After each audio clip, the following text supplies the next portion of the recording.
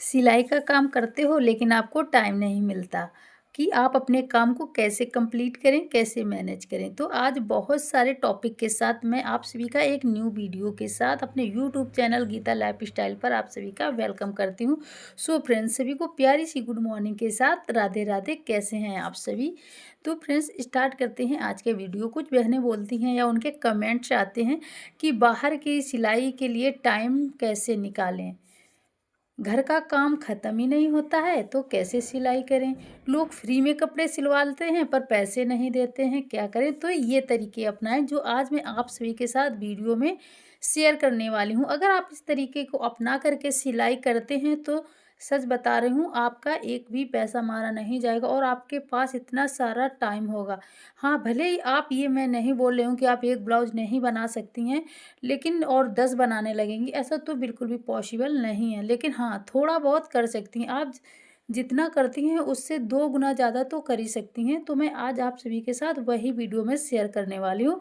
तो आप मेरे वीडियो में लास्ट तक ज़रूर बने रहिएगा। अगर आपको अच्छा लगे तो लाइक, कमेंट, शेयर ज़रूर करिएगा।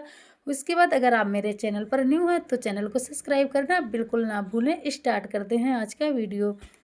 तो देखिए फ्रेंड्स, जिन बहनों को दिन में टाइम नहीं मिलता है और उन्हें सिलाई करना है तो वो क्या कर सकती हैं कि वो रात को कटिंग, में हर वीडियो में अपनी बताती हूँ और मैं भी ऐसा ही करती हूँ कि कटिंग जो है वो शाम को करनी होती है।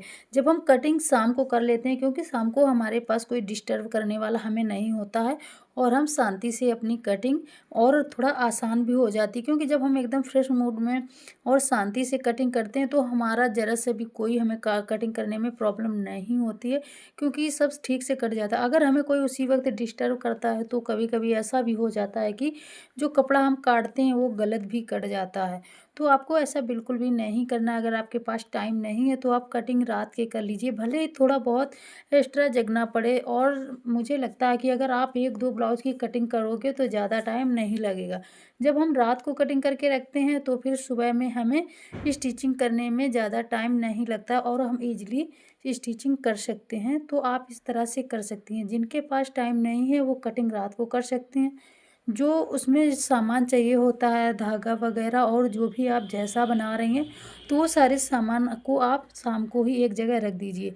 इसके बाद आप सुबह जब सिलाई करने बैठेंगी तो आपको थोड़ा बहुत, अगर 1 घंटा भी टाइम मिलता है तो आप एक ब्लाउज आराम से स्टिचिंग कर सकती हैं। और मेरे तरीके से, मैं जिस तरीके से ब्लाउज बनाती हूँ, तो मेरे देखो कस्टमर का भी एक होता है कि किसी को कुछ पसंद होता है, किसी को कुछ। लेकिन मैं जिस तरह से सिलती हूँ तो मेरे कस्टमर को भी वही पसंद आता है और इसमें मेरे हाथ से काम नहीं रह जाता। मैं 1 घंटे के अंदर ब्लाउज को कंप्लीट कर देती हूँ और सिर्फ हुक और आई हम हाथ से करते हैं, बाद बाकी पूरा हम मशीन से कंप्लीट करते हैं। तो हमारा ऐसे ना कि बहुत जल्दी ब्लाउज सिल जाता है। तो आप अगर मेरे तरीके से, मैंने वीडियो डाल रखा है, आप उस पर देख सकती हैं कि अगर मेरे तरीके से आप ब्लाउज स्टिचिंग कर सकती हैं तो आप 1 या 2 ब्लाउज तो आराम से स्टिचिंग कर सकती हैं। अगर आप एक ब्लाउज नहीं बना सकती हैं तो आप 2 ब्लाउज स्टिचिंग कर सकती हैं, वो भी आराम से। देखिए फ्रेंड्स, अगर हम दिन में कटिंग करते हैं तो क्या करते हैं कि घर में बच्चे भी रहते हैं, ठीक है, और घर के काम भी रहते हैं, तो हम थोड़ा बहुत डिस्टर्ब बने रहते हैं। उसके बाद बीच बीच में कस्टमर आते रहते हैं। जब कस्टमर आते हैं तो थोड़ा बहुत उनसे बात करने में या उनका कपड़ा देखने में, इस तरह से अगर मान लो हम कटिंग कर रहे हैं और हमारे पास कोई कस्टमर आ गया तो हमने जो फैला रखा है सारा कपड़ा कटिंग करने के लिए, वो सब हमें फटाफट से समेटना होता है। क्योंकि जब हम समेट के रखेंगे और उसके बाद हम फिर से काम उनसे बात करेंगे, उनका कपड़ा देखेंगे, उसके बाद हम फिर कटिंग करेंगे तो फिर से फैलाएंगे, तो इससे हमारा क्या होता है, सिलाई नहीं हो पाती और हमारा टाइम वेस्ट होता है। तो आपको इस तरह से बिल्कुल भी नहीं करना है। आपको क्या करना है कि कटिंग जो है वो नाइट में ही करनी है, इससे बहुत फ़ायदे होते हैं हमें। बिल्कुल भी, अगर हम दिन में वही उसी काम को, किसी ब्लाउज को या सूट को 20 मिनट में कटिंग करते हैं तो रात में हम उसे 10 मिनट में कर सकते हैं, क्योंकि हम बिल्कुल शांत होते हैं, बच्चे भी सो जाते हैं और घर के सारे काम से फ्री होते हैं। तो हमको रात में कटिंग करने में बहुत ज़्यादा आसानी होती है। तो आप ऐसा करेंगी तो आप खुद एक 2-4 बार आप देखेंगी, उसके बाद आपको खुद लगेगा कि हाँ, कितना फ़र्क उसमें मिलेगा आपको। तो इस तरह से आप मैनेज कर सकती हैं। तो उसके बाद क्या होता है, रहा घर का काम देखिए, तो घर का काम अगर आप करोगी ना तो पूरा दिन करती रहोगी, और अगर आप उसमें टाइम निकालोगी तो आप निकाल भी सकती हो। सारा कुछ आपके ऊपर ही डिपेंड करता है। आप 1 घंटे के काम को पूरा दिन में घसीटती हो या पूरे दिन का काम 2 घंटे में समेटना चाहती हो, तो वो आप अपने हिसाब से कर सकती हो। अगर आप थोड़ा लेट उठती हो तो थोड़ा जल्दी उठना स्टार्ट कर दो और घर के काम फटाफट कर दो। बाहर इधर-उधर पास पड़ोस में जाके गप्पे लड़ाना छोड़ना पड़ेगा, क्योंकि देखिए, अगर हम किसी से बात करते हैं तो हमारे घंटों कब चले जाते हैं हमें पता भी नहीं चलता।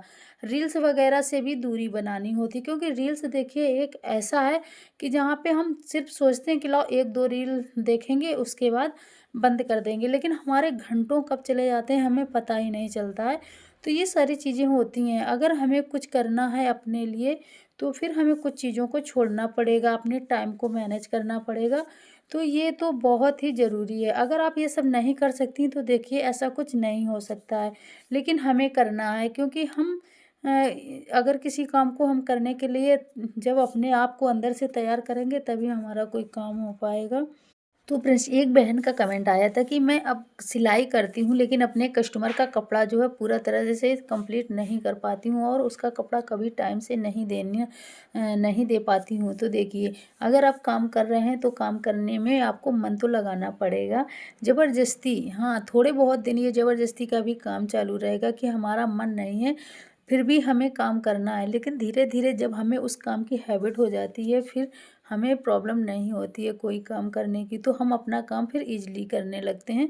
और क्या होता है कि जब हम कस्टमर का, देखो ऐसा काम होता है कि अगर उसको हम टाइम से काम नहीं देंगे तो कस्टमर हमारे पास आना बंद कर देगा, क्योंकि हर कस्टमर की एक ही चॉइस होती है कि उसको फिनिशिंग और फिटिंग के साथ कपड़ा मिले, प्लस उसको टाइम से मिले। अगर आप किसी को टाइम से नहीं देती हो तो फिर वो आपके पास आना बंद कर देगा, तो आप फिर क्या करेंगी? तो हर कस्ट चाहे जिसके पास हो, देखो चाहे छोटा होम बुटीक हो या बड़ा बुटीक हो, चाहे जहाँ पे हो, लेकिन कस्टमर को आप कुछ कस्टमर को देखा है, क्योंकि वो बड़े होम बुटीक पे नहीं जाते हैं, कभी-कभी उनको अर्जेंट में कपड़ा चाहिए होता है तो वो छोटे होम बुटीक वाले के पास या छोटे बुटीक वाले के पास जाते हैं, क्योंकि उनको टाइम से कपड़ा चाहिए होता है। उसके लिए भले ही हमें मेहनत करनी पड़े, नाइट में कपड़े बनाने पड़े। अगर हम किसी कस्टमर, हाँ, आप जब उससे कपड़ा ले रहे हैं तब आपको क्या करना है कि आपको उसे 2 दिन एक्स्ट्रा देना है। जैसे आपको लग रहा है कि हम 2 दिन में बना देंगे तो उसको 3 दिन के लिए टाइम देंगे। तो इससे क्या होता है कि कस्टमर को हम अपने हिसाब से काम भी कर लेते हैं और कस्टमर को जो है टाइम से कपड़ा भी मिल जाता है और हमारा कस्टमर बढ़ जाता है और वो खुश भी हो जाता है, क्योंकि जब हम किसी का काम टाइम से देते हैं तो वो क्या करता है कि 2 जगह और बताता है। तो आपको बस यही सब करना है अगर आपको अपने पास कस्टमर बढ़ाना है तो। अगर आप नए-नए हो और बहुत ज़्यादा एंगेजमेंट चाहते हो कि मेरे पास कस्टमर ढेर सारे बन जाएँ, तो शुरू में आपको हमेशा ही टाइम पे दो। अगर कोई भी कपड़ा आप सिल रहे हो तो आपको टाइम पे देना है। मैं तो आज भी टाइम पे ही देती हूँ। अगर मुझे जैसे कोई काम है नहीं होता है तो मैं उनसे पहले ही बोल देती हूँ कि अगर मैं 4 दिन में दूँगी तो 6 दिन के लिए बोल देती हूँ। तो कस्टमर का काम हमेशा, देखो ये बात आपको बिल्कुल भी पक्की रखनी है कि आपको जब बोलना है तब उसको कपड़े ज़रूर देना है। उसके लिए चाहे आप एक्स्ट्रा मेहनत करो, चाहे जल्दी जगो। तो इससे क्या होता है, बस कस्टमर हमारे पास आने के बहुत सारे चांसेस रहते हैं। तो मैं क्या करती हूँ, बस यही करती हूँ और मेरा रिकॉर्ड आज तक का यह है कि चाहे जितना हो मैं कस्टमर को टाइम से ही कपड़े देती हूँ, ताकि कस्टमर हमारे पास रुके रहें। और मेरा होम बुटीक है, देखो सारा दिन काम और सारा दिन सब कुछ रहता है। ऐसा नहीं है कि मेरे पास काम नहीं है, मेरे पास बच्चे नहीं, सब कुछ है, लेकिन सब कुछ मैनेज करना पड़ता है। एक्स्ट्रा काम भी होता है।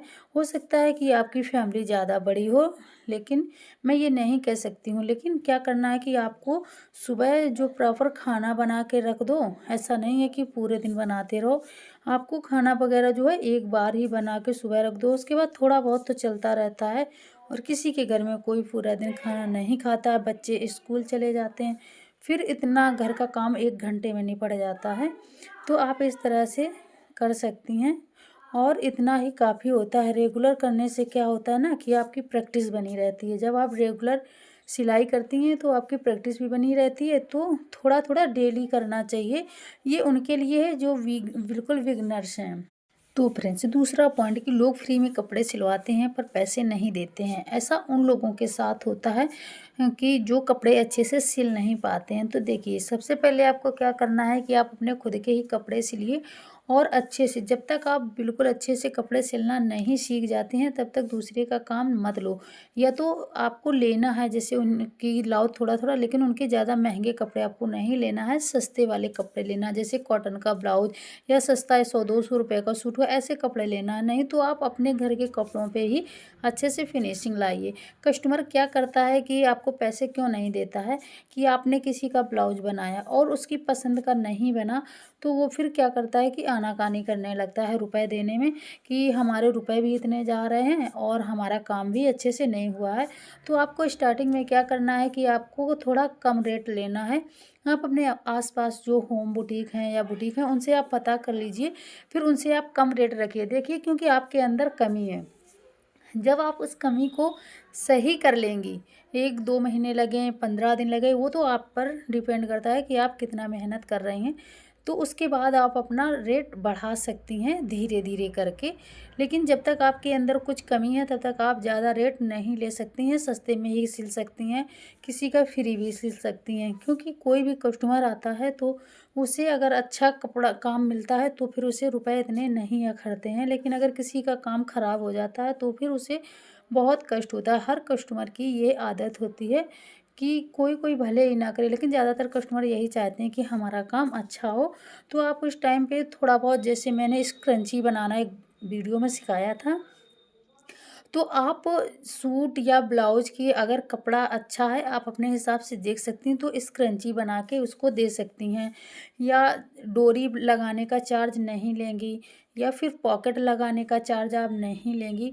तो ये सारी चीज़ें छोटी-छोटी जो होती हैं सिलाई में, तो ये आपको करना है। अगर आप ऐसा करेंगी तो फिर इससे कस्टमर क्या होता है कि बहुत खुश होता है और आपको रुपए कभी ऐसा नहीं करेगा कि आपको रुपए ना दे।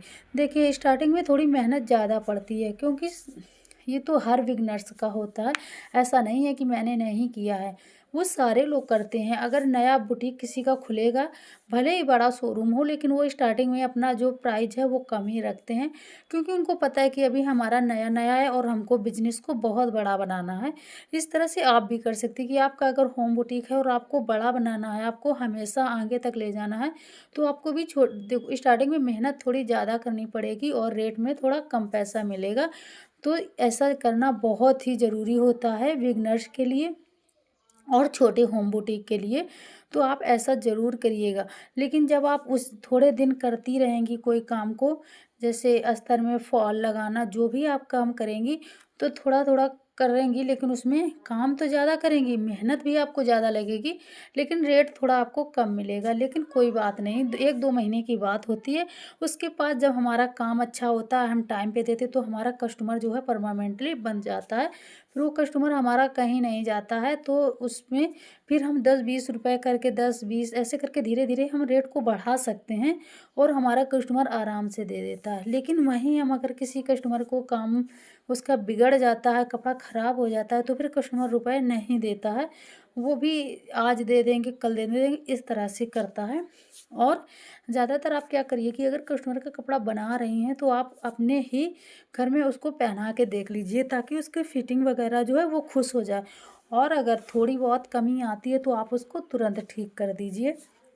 देखिए, आपको कस्टमर कपड़े ठीक करने का पैसा नहीं एक्स्ट्रा चार्ज देगा, क्योंकि उसको पता है कि ख़राब तो आपने किया है, और जब तक उसकी फिटिंग नहीं आएगा वो 2 बार लेके आएगा, 3 बार लेके आएगा। लेकिन आपको इन सब चीज़ों के लिए तुरंत यही करना है कि आपको पहले ही दिखा देना है और पहना के। अगर कोई कमी है तो देखो, आप स्टार्टिंग में मैंने बोला ना कि आपको मेहनत ज़्यादा करनी पड़ेगी, तो आप उसको सही कर सकते हैं, भले ही टाइम लगे एक्स्ट्रा। क्योंकि देखो, जब हम कपड़ा बनाते हैं तो इतना टाइम नहीं लगता है, लेकिन जब हम उसी कपड़े को खोल के, एक तो खोलने का काम बढ़ जाता है, खोल के फिर से बढ़ाते हैं, तो फिर हमारा टाइम वेस्ट होता है। और ये हर किसी से हो जाता है, स्टार्टिंग में सभी के साथ होता है, मेरे साथ भी होता था, मैंने भी अपना बहुत टाइम वेस्ट किया है।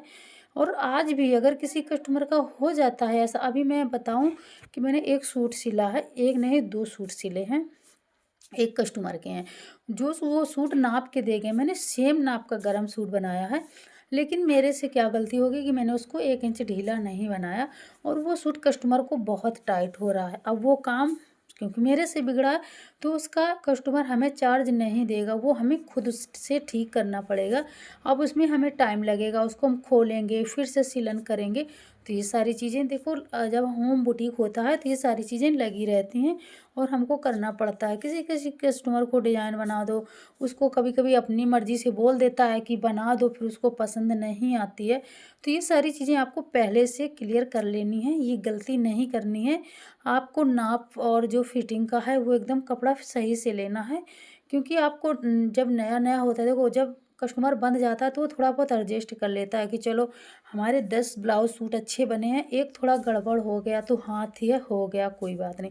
लेकिन जब हमारा नया कस्टमर होता है तो वो ज़रा से में भी भड़क जाता है और दोबारा नहीं आता है। तो आप नए कस्टमर को ज़्यादा से ज़्यादा ऐसा करिए कि वो उसे इतना इम्प्रेस करिए कि वो आपके पास ही आए। और उसमें हमें बस थोड़ी मेहनत ही होती है। उसके हिसाब से मैंने बनाया ना कि अगर उसका कपड़ा बच रहा है तो छोटे-छोटे पर्स बना दिए, कुछ भी आप बना सकती हैं और भले ही उसमें थोड़ा 10-20 रुपए जैसे जो कपड़े का तो कोई बात नहीं होती, अपनी मेहनत मत छोड़ो क्योंकि और उसमें जो लगायत लग रही है चैन वगैरह, वो आप उसमें ऐड कर सकती हैं। ऐड करके आप उसको 10-20 रुपए एक्स्ट्रा बता दीजिए। हाँ, क्योंकि हमें अपनी मेहनत पर बिल्कुल भी ध्यान नहीं देना होता है। अगर आप ऐसा करेंगी तो आपका कस्टमर कहीं भी नहीं जाएगा और आपके पास ही आएगा और खुश भी रहेगा। तो अगर आपने कस्टमर को अपने होम बुटीक में बुलाना है, उसे कहीं नहीं जाने देना है, तो हमें मेहनत करनी है, प्लस छोटी-छोटी बातों का बहुत ज़्यादा ध्यान देना है फ्रेंड्स। आप इसी तरीके से अगर काम कर रही हैं तो आपके पास ज़रूर काम आएगा, आपके पास ज़रूर टाइम निकलेगा। तो फ्रेंड्स मिलते हैं फिर किसी नेक्स्ट वीडियो में, तब तक के लिए thank you, bye bye, take care.